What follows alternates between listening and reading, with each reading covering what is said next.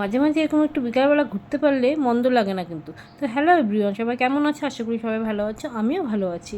তো এই যে আমাদের ঘরের সামনে যেহেতু মিলন মোড়, আর দেখো রাস্তাঘাট দেখে তোমরা বুঝতেই পারছো, বাড়ির সামনে থেকে আর ভিডিওটা করিনি, মিলন মোড়ে এসে ভিডিওটা করেছি। তো হচ্ছে মিলন মোড়ের ভিডিও তোমাদের সাথে শেয়ার করার কিছুই নেই, কেন কি এর আগে অনেকবার এসেছি, 2-3বার আমার শেয়ার করা হয়ে গেছে। তো যেহেতু আমি একটু টাইম পাস করতে এসেছি, তো সেই ভিডিওটাই একটু ছোট্ট করে তোমাদেরকে হালকা করে শেয়ার করছি।